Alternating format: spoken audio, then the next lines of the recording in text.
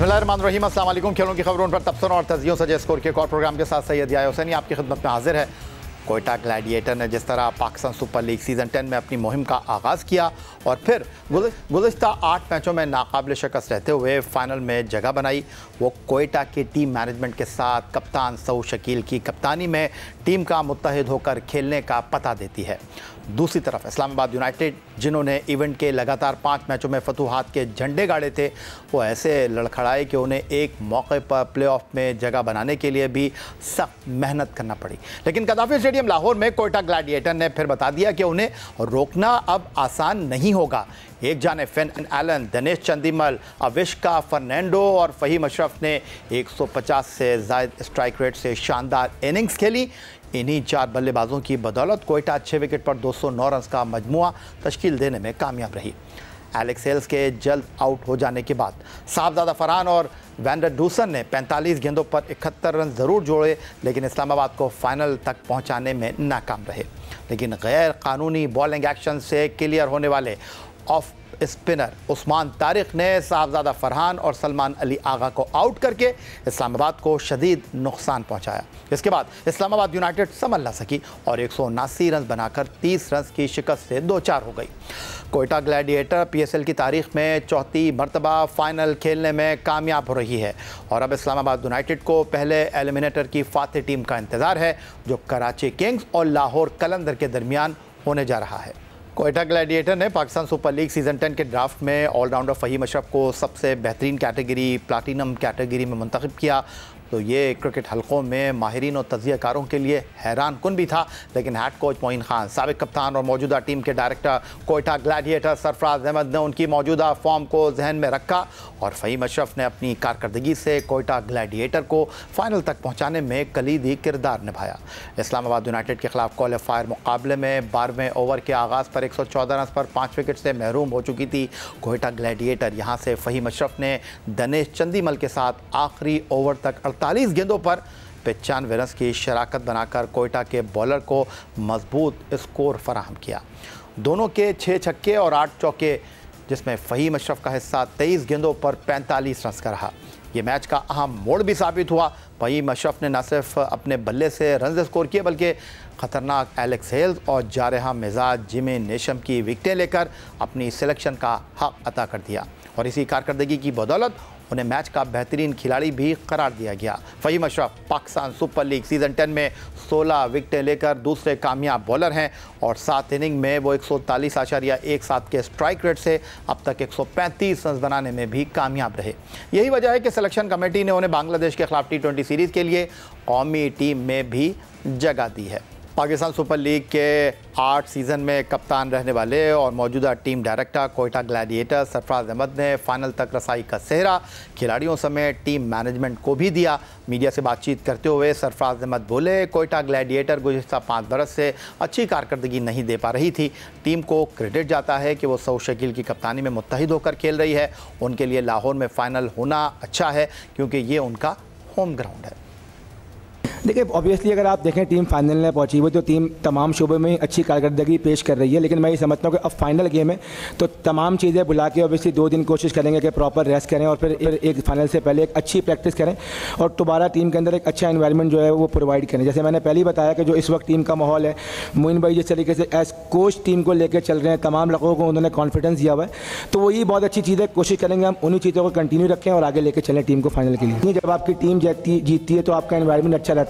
और सॉरी, आपकी बात में सवाल भूल गया, आपने कहा कि लाहौर जो है बड़ा राज आया। भाई, लाहौर हमारा होम ग्राउंड था इस बार, तो होम ग्राउंड का भरपूर एडवांटेज लिया है। माशाल्लाह हम लोग ऑलमोस्ट 6 मैच यहाँ पे जीते और उम्मीद है अल्लाह ने चाहा तो इंशाल्लाह फाइनल भी जीतेंगे। इस्लामाबाद यूनाइटेड के ऑलराउंडर सलमान अली आगा ने अपने बॉलर्स की जानिब से डेथ ओवर में अच्छी बॉलिंग न करने का एतराफ़ किया। प्रेस कॉन्फ्रेंस में सलमान अली आगा बोले, उनकी मसलसल फतूहात का मोमेंटम टूटा था, जिसकी वजह से मुसलसल नाकामियाँ हो रही हैं। अब उनकी नज़रें पहले एलिमिनेटर की फातेह टीम पर मरकूज़ हैं। कराची किंग्स और लाहौर कलंदर दोनों अच्छी टीमें हैं। जो भी टीम जुम्मे को उनके सामने आएगी, इससे अच्छा खेलना होगा। बिल्कुल, आप कह सकते हैं कि पहले 5 मैच जीतने के बाद हम जो मैच हारे 6वां, उसके बाद मोमेंटम ऐसा टूर्नामेंट है जिसमें मोमेंटम आप बहुत जल्दी गेन भी कर सकते हैं और बहुत जल्दी आप लूज़ भी कर सकते हैं। और T20 मुझे ऐसा लगता है कि ये मोमेंटम की गेम ही है। अगर आपकी तरफ मोमेंटम हो तो चीज़ें आपकी तरफ जाती हैं, और अगर नहीं हो तो आपकी तरफ नहीं जाती।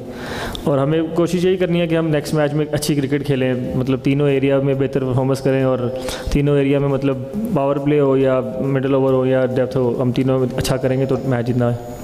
जी, हमें मतलब बॉलिंग, हमें डेप्थ बॉलिंग अच्छी करनी पड़ेगी। हमारे डेप्थ बॉलिंग इतनी अच्छी हो नहीं पा रही है, जिसकी वजह से हम गेम से थोड़ा दूर हो जाते हैं। तो वो एक कंसर्निंग एरिया है जिसको हमें बेहतर करना है जल्दी से जल्दी। एक दिन का हमारे पास टाइम है, लेकिन हमको वो इतना जल्दी हो सके उसको ठीक करना है, क्योंकि वहीं पर बैटिंग हो या आपकी बॉलिंग हो तो वही एक एरिया होता है जहाँ पर गेम से आप दूर होते हैं। तो मेरे ख्याल से हमें वो दोनों ही बैटिंग और बॉलिंग में डेप्थ को अच्छा करना पड़ेगा। टीम में काफ़ी बैलेंस है, तो इस बात से कोई फ़र्क नहीं पड़ता कोई भी है, हमें अच्छी क्रिकेट खेलनी पड़ेगी, चाहे कोई भी टीम आए, हम फिर ही जीतेंगे। पाकिस्तान सुपर लीग सीज़न 10 का पहला एलिमिनेटर लीग की 2 रिवायती हरीफों लाहौर कलंदर और कराची किंग्स के दरमियान गद्दाफी स्टेडियम लाहौर में होने जा रहा है। इस मैच की फातेह टीम जुमे को इस्लामाबाद यूनाइटेड से मुकाबला करेगी। मजमूई तौर पर दोनों टीमों के दरमियान अब तक होने वाले 21 मुकाबलों में कराची किंग्स का पलड़ा भारी है, जहां वो 14 मैच जीते और 6 मैचों में लाहौर कलंदर ने फतह समेटी। लेकिन सीज़न 10 में दोनों का स्कोर बराबर रहा, जहां वो एक मैच जीतने में कामयाब रहे हैं। लाहौर कलंदर और कराची किंग्स भी क्वालीफायर या एलिमिनेटर में सामने कभी नहीं आए। अलबत्ता 2020 के सीज़न में दोनों टीमें फाइनल तक पहुंचने में कामयाब रही थीं, जहां लाहौर कलंदर के लिए अब अच्छी खबर यह है कि उनके गैर मुल्की खिलाड़ी रिशाद हुसैन ने उन्हें ज्वाइन कर लिया है।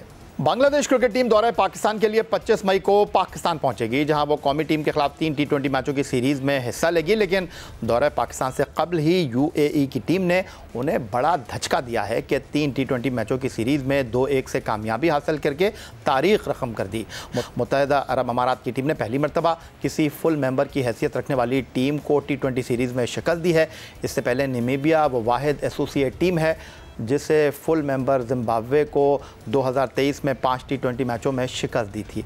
पहला मैच हारने के बाद UAE की टीम ने शानदार कमबैक किया और दूसरा T20 किसी एसोसिएट मुल्क की जानिब से रिकॉर्ड 207 रन का हदफ उन्होंने हासिल किया, जिसमें उनके कप्तान मोहम्मद वसीम के 82 रन का कलीदी किरदार रहा। तीसरे T20 में उनके बॉलर्स ने बांग्लादेशी बैटिंग को सिर्फ 162 रन तक महदूद रखा और अली शान और आसिफ खान की शानदार बैटिंग के साथ उन्होंने हदफ हासिल करके तारीख रकम कर दी और पहली मरतबा किसी फुल मेंबर टीम के खिलाफ T20 सीरीज़ अपने नाम की। प्रोग्राम में वक्त हुआ एक ब्रेक का। ब्रेक से वापस लौटेंगे तो बांग्लादेश के खिलाफ होम सीरीज़ के लिए पाकिस्तान क्रिकेट बोर्ड की सिलेक्शन कमेटी ने 16 रुकनी टीम का ऐलान कर दिया है। सलमान अली आगा की क़यादत में खेलने वाली टीम का, जिसमें बाबर आजम, मोहम्मद रिजवान, शाहीन शाह अफरीदी शामिल नहीं हैं। मिलते हैं एक ब्रेक के बाद।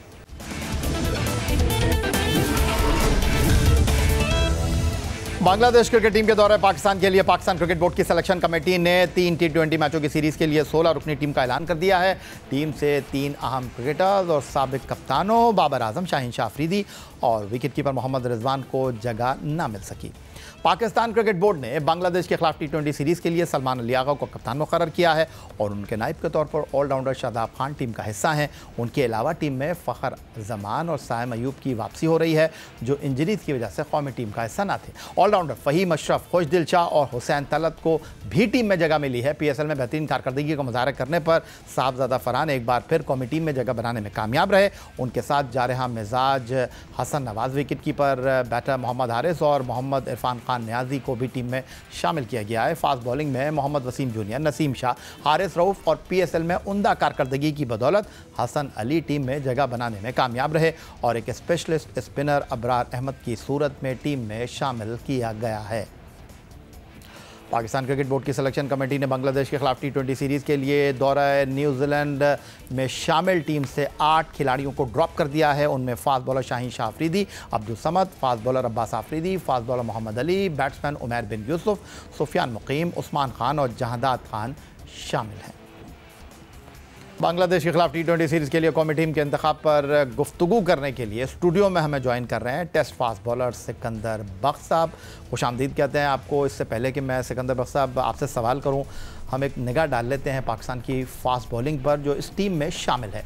टीम में शामिल किए जाने वाले फास्ट बॉलर की बात करें तो उनमें दाएं हाथ से बॉलिंग करने वाले नसीम शाह, फास्ट बॉलर हारिस रऊफ और fast bowler Hasan Ali, Mohammad Wasim junior और फ़हीम अशरफ शामिल हैं और हुसैन तलत भी बॉलिंग करने की सलाहियत रखते हैं।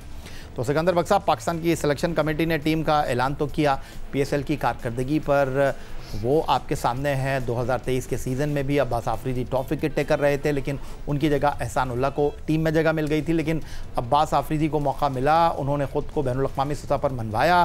पाकिस्तान सुपर लीग में वो 17 विकेटें लेकर टॉप पर हैं, लेकिन वो टीम में जगह बना नहीं सके। अलबत्ता मोहम्मद वसीम जूनियर, जिनकी 8 मैचों में 10 विकेटें हैं, और दिलचस्प बात यह है कि एक साल के दौरान वो 11 इनिंग में 17 विकेटें लेकर पाकिस्तान के दूसरे कामयाब बॉलर भी हैं। यार मैं भी I feel sorry for Abbas Afridi को होना चाहिए था। और उसमें मैं देख रहा था कि 8 लड़के ऐसे जिन्होंने कम बैक किया है, जो पहले खेलते रहे हैं पाकिस्तान की तरफ से। ये एक बहुत बड़ी एक चीज़ है, इंटरेस्टिंग चीज़ है कि हसन अली हो गए, वसीम हो गए, फ़हीम, खुशदिल, तलत, हुसैन तलत और शादाब, ये लोग सब वापस आ रहे हैं। हम नए लड़के नहीं ला पा रहे। ये एक बहुत बड़ा क्वेश्चन मार्क है कि इन 5, 6, 7 सालों के अंदर क्या हमने कोई लड़के नहीं बनाए नए, या हम बनाने का मौका ही नहीं दिया। मैं ये देख रहा था कि पूरे PSL में नए बच्चों को तो मौका ही नहीं दिया गया।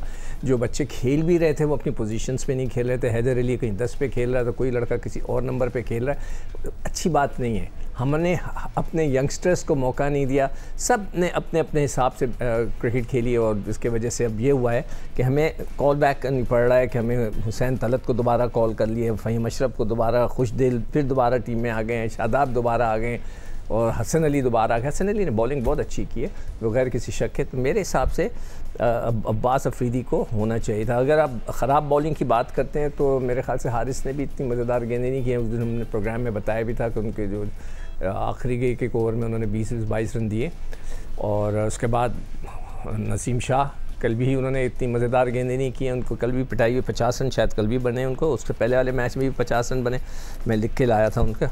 4 for 50 थे और 4 for 55। 4 ओवर में 50 रन, 4 ओवर में 55 पर एक खिलाड़ी उन्होंने आउट किया। तो उनकी भी बॉलिंग इतनी मज़ेदार नहीं है, वो भी बड़ी फेटी खा रहे हैं। अच्छा सिकंदर बख्श साहब, अभी बांग्लादेश की टीम जो T20 मैचों की सीरीज़ के लिए पाकिस्तान आ रही है, पाकिस्तान आने से पहले उनको एक झटका लगा। UAE ने उनको 3 T20 मैचों की सीरीज़ में 2-1 से हरा दिया है। तो आप इसको कैसा देखते हैं कि होम ग्राउंड पर हम नए खिलाड़ियों को मौका दे रहे हैं, PSL के परफॉर्मर को मौका दे रहे हैं, एक नई टीम बनाने की तरफ जा रहे हैं? ये नए खिलाड़ी को आप किस तरह कह सकते हैं? ये नए खिलाड़ी हैं, ये वो सारे लड़के वो हैं जो पहले पाकिस्तान से खेलते रहे। किसी को सही मौका नहीं मिला, सही जगह पे उन्होंने बैटिंग नहीं की। हुसैन तलत का मैं मिसाल दे सकता हूँ, मैं खुशदिल की पहले कहाँ उनको मौका दिए गए। उसी में आसिफ अली भी आते हैं जिनको कभी मौका, इफ्तिखार अहमद भी आते हैं उसके अंदर। ये सारे वो लड़के हैं, हैदर अली है, कि जिनको जो सारे पाकिस्तान टीम में थे कभी उनको मौका ही नहीं मिला। इसकी बेसिक वजह ये थी कि जो टॉप के प्लेयर होते थे सारे ओवर कंज्यूम कर लेते थे। और कभी भी, मैं हमेशा आपके प्रोग्राम में याद है बैठ के क्या कहता था कि कभी किसी वक्त बाबर साहब आप भी बाहर बैठ जाओ, कभी रिजवान साहब आप नीचे अपना नंबर कर लो, इन बच्चों को ऊपर जाने। तो मैं इसी तनाजुर में बात करूँ ना कि आपने बाबर, शाहीन, रिजवान को बाहर बैठाया, अब जो आए हैं उनको प्रॉपर मौका मिल सकेगा। मिलना चाहिए, मतलब है कि उनको उनके स्पॉट्स के ऊपर मौका मिलना चाहिए। उनके कौन जो भी पोजीशन है उस पर वो खेलें। फ़ायदा नहीं है ना कि एक लड़का अगर 4 नंबर पे खेलता रहा है सारे सीज़न, और उसका वो नंबर है, आप उसको फिर 6 पे भेजें, 7 पे भेजें। जब उसकी बैटिंग आने लगे तो शादाब साहब खुद वाइस कैप्टन बन गए, वो पैड बांध के अंदर चले जाएंगे, फिर शाहीन बैटिंग करने चले जाते थे। तो ये चीज़ें नहीं होनी चाहिए ना। जो बैट्समैन के जो नंबर है, या आप डिसाइड कर लें कि शादाब या तो जब चाहे उठ के चला जाए या शादाब नीचे खेले। ये नहीं होना चाहिए कि जी वो एक लड़का है, सपोज़ करें खुशदिल है या सपोज़ करें हुसैन तलत है, उसकी बारी है, वो हिटर है, वो पता लगा शादाब बल्ला उठाया अंदर चले गए। ऐसा नहीं होना चाहिए। तो कोच को चाहिए कि इन चीज़ों पे ज़रूर नज़र रखें। अच्छा सिकंदर बख्श साहब, टीम का अनाउंसमेंट हो गया है, 3 साबिक कप्तान टीम में मौजूद नहीं है। अब जो गुफ्तगू हो रही है, कहीं ना कहीं हमारी सिलेक्शन कमेटी अगर मैं कहूँ छक्का मार देती है, तो उन्होंने हारिस के साथ विकेट कीपर के लिए सेकंड नाम जो है वो साहबजादा फरहान का रखा है। साहबजादा फरहान के पास हनीफ मोहम्मद कैप है, PSL के टॉप स्कोरर हैं, बहुत अच्छा खेल रहे हैं, डोमेस्टिक क्रिकेट में रन्स के अंबार उन्होंने लगा रखे हैं। लेकिन जो सवालात उठ रहे हैं वो वजह हैं। आपने उनको एज ए विकेट कीपर रखा है, इस्लामाबाद के लिए 11 मैच खेले हैं, किसी मैच में उन्होंने विकेट कीपिंग नहीं की, वो विकेट कीपिंग करने में दिलचस्पी ही नहीं रखते। तो इस पर आप क्या कहें? That's a very good question कि वो दिलचस्पी ही नहीं रखते। ये कमेंट आपको, इसलिए ये बात कर रहा हूँ ना कि अभी आप अगर इस्लामाबाद यूनाइटेड को देखें, आजम खान ने परफॉर्म नहीं किया, उन्होंने उनको ड्रॉप किया। अब जो लास्ट मैच था वहाँ पर उन्होंने गाजी गौरी को, जो कराची का उभरता हुआ खिलाड़ी है, उसको मौका दिया। अब अगर साहबजादा फरहान से, जो पाकिस्तान से as a wicket keeper selected हुए हैं, अगर इस्लामाबाद यूनाइटेड उनको मौका देता तो वो या तो एक प्रॉपर स्पिनर इंक्लूड कर सकते थे नवाज की शक्ल में, या फिर एक बैट्समैन को टीम में डाल सकते थे हैदर अली की शक्ल में। बहरहाल उनकी टीम मैनेजमेंट का ये फैसला है। फरहान तो है ही ना टीम का हिस्सा। वो जिस तरह की उनकी परफॉर्मेंस है, वो कहीं से भी दाएँ बाएँ नहीं हो सकते। वो तो मेरे हिसाब से प्लेइंग 11 का हिस्सा नहीं, लेकिन अगर वो विकेट कीपिंग करते हैं ऑप्शन बढ़ जाता है। नहीं, अगर मेरा जो ख्याल पड़ रहा है वो ऐसा स्पेयर में उनको रखा है कि चलो जी अब एक विकेट कीपर रखते हैं। अगर सपोज करें वो उस्मान को भी रख लेते, अगर उस्मान वहाँ पर होता तो फिर एक और जगह ब्लॉक हो जाती, तो उन्होंने उस्मान को नहीं लिया। उन्होंने कहा कि जी हो सकता है हारिस मेरे ख्याल से वो सारे मैचेस खेलेगा, और इन केस अगर ज़रूरत पड़ गई, इन केस अल्लाह ना करे कभी किसी को कंकशन वाला का कोई इशू आए, तो फिर फरहान टेम्प्रेरी तौर पे कर सकता है। देखिए ये होम सीरीज़ है, होम सीरीज़ के अंदर यू कैन टेक चांसेस कि जी आप एक विकेट कीपर रखें, किसी को भी किसी वक्त भी घर से बुलाया जा सकता है। आप उनको कह सकते हैं कि भाई तुम तैयार रहो, कुछ भी हो सकता है, कभी भी आपकी ज़रूरत पड़ सकती है। तो उसमें कोई ऐसा नहीं है 1 घंटे की 2-1.5 घंटे की फ़्लाइट है, दूसरा विकेट कीपर आएगा। मेरे ख्याल से जो मेरा जितना भी आइडिया उनका ऐसे रिजर्व में रखा है इन केस अगर कुछ हो जाता है, अदरवाइज़ हारिस खेलेगा। सिकंदर बख्श साहब, शाहीन शाह अफरीदी को टीम से ड्रॉप किया गया। वो पाकिस्तान सुपर लीग में टीम मुंतखब हुई तो उस वक्त तक 10 मैचों में 11 विकेटें अपने नाम कर चुके थे। उनके साथ ही जोड़ीदार समझे जाने वाले हारिस रऊफ़ 10 मैचों में 12 विकेटों के हसूल में कामयाब रहे हैं, उनसे थोड़ा सा आगे दिखाई दे रहे हैं। लेकिन इकॉनमी में शाहीन शाह अफरीदी 8.20 से रन दे रहे हैं, जबकि हारिस रऊफ़ 10.66 के इकॉनमी से रन दे रहे हैं। अलबत्ता ये बात काबिल ज़िक्र है कि गुज़िश्ता 1 साल में हारिस रऊफ़ 17 इनिंग्स में 28 विकेटें लेकर पाकिस्तान की T20 क्रिकेट के कामयाब बॉलर हैं। लेकिन इसी फहरिस्त में अब्बास आफरीदी 17 विकेटों के साथ दूसरे कामयाब बॉलर हैं, तो सुफियान मुकीम 14 विकेटें लेकर तीसरे कामयाब बॉलर हैं। तो अब सवाल ये है कि अब्बास आफरीदी और सुफियान मुकीम, उनका क्या कसूर है? देखिए अगर तुम बॉलिंग की बात करें ना, आपके वो किस तरह बॉलिंग कर रहे हैं, ऑनेस्टली स्पीकिंग इन लोगों ने अच्छी बॉलिंग नहीं की है। वो 10 ले लें, 15 आउट कर दें, 20 आउट कर दें, मगर आप अगर आकर आखिरी ओवर में इस तरह बेदर्दी के साथ मार खाएं कि हर बच्चा आपको ठका ठक मिड विकेट और मिड ऑन पे मार रहा है, तो दैट्स बैड बॉलिंग। आप उसकी क्या एक्सक्यूज़ देंगे?